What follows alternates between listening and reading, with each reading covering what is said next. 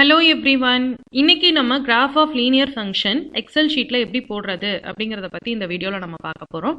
So நமக்கு வந்து linear function. So இதோட general form வந்து எப்படி இருக்கும் அப்படினு பார்த்தோம்னா ax plus b அப்படிங்கற ஃபார்ம்ல இருக்கும். இதுல a b இது ரெண்டுமே வந்து constant value and xங்கிறது variable value. So இங்க for example a ஓட வேல்யூவை நான் 5 ன்னு ஃபிக்ஸ் பண்ணிக்கிறேன் and b ஓட வேல்யூ வந்து -3 அப்படி நான் ஃபிக்ஸ் பண்ணிக்கிறேன். So இந்த a வேல்யூ b வேல்யூ இது ரெண்டுமே வந்து throughout the equation மாற போறது கிடையாது. So நமக்கு எது மாறும் அப்படினு பார்த்தோம்னா x ஓட வேல்யூ மட்டும் தான் மாறிக்கிட்டே இருக்கும்.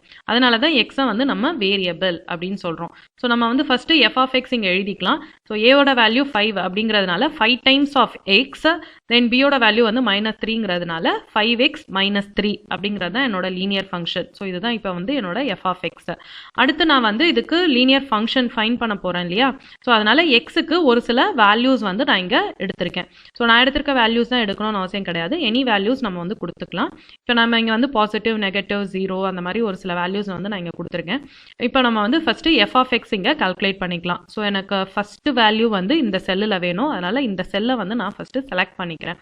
அது B9 அந்த செல்லில் எனக்கு இப்போ ஆன்சர் வேணும்.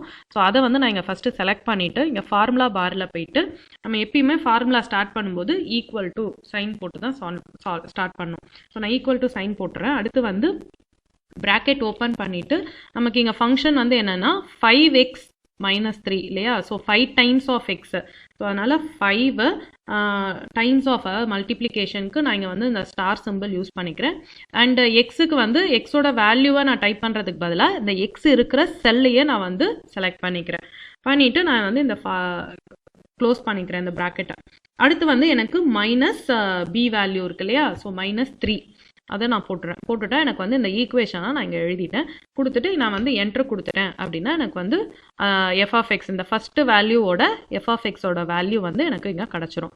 அதே வந்து மற்ற செல்லுக்கெலாம் வேணும் அப்படிங்கும்போது நான் வந்து கிளிக் அண்ட் ட்ராக் பண்ணிக்கிறேன். ஸோ நான் இங்கே கிளிக் அண்ட் ட்ராக் பண்ணும்போது எனக்கு எல்லாத்துக்குமே ஆன்சர் வந்துடும். ஸோ நான் அதனால தான் எக்ஸுக்கு வந்து எக்ஸ் இருக்கிற செல்லை வந்து நான் செலக்ட் பண்ணிட்டேன்னா இந்த மாதிரி கிளிக் அண்ட் ட்ராக் பண்ணும்போது நமக்கு ஆன்சர் டைரெக்டாக கிடச்சிரும். அதுக்கு பதிலாக நம்ம வந்து எக்ஸோட வேல்யூவே அந்த இடத்துல மல்டிப்ளை பண்ணோம்னா ஒவ்வொரு செல்லுக்கும் நம்ம வந்து அதே மாதிரி மல்டிப்ளை பண்ணி எழுதிட்டே இருக்கணும். ஸோ அதுக்கு பதிலாக இது வந்து ஜென்ரலாக நம்ம இந்த மாதிரி போட்டுடலாம். அடுத்து வந்து நம்ம கிராஃப் போடுறதுக்கு ஃபஸ்ட்டு இதை வந்து செலக்ட் பண்ணிக்கலாம். அதாவது இந்த எக்ஸு எஃப் ஆஃப் எக்ஸை ஸோ இது இருக்கிற இந்த காலம்ஸை வந்து செலக்ட் பண்ணிவிட்டு இன்சர்ட்டில் போயிட்டு நம்ம வந்து இந்த லைன் கிராஃப் போடக்கூடாது, ஸ்கேட்டர் இருக்கு இல்லையா? ஸோ இதில் போயிட்டு நம்ம வந்து ஃபஸ்ட்டு பாயிண்ட்டை வந்து பிளாட் பண்ணுற மாதிரி கிராஃப் வரைஞ்சிக்கோங்க. அதுக்கப்புறம் நம்ம வந்து இதில் லைன் வந்து நம்ம செலக்ட் பண்ணிக்கலாம். ஸோ இங்கே வந்து பார்த்தோம்னா நமக்கு வந்து லே அவுட் 3 இருக்கு இல்லையா? லைன் போட்டுட்டா நமக்கு வந்து லைனோட நமக்கு கிராஃப் கிடச்சிரும். ஸோ இது வந்து கிராஃப் ஆஃப் லீனியர் ஃபங்க்ஷன்.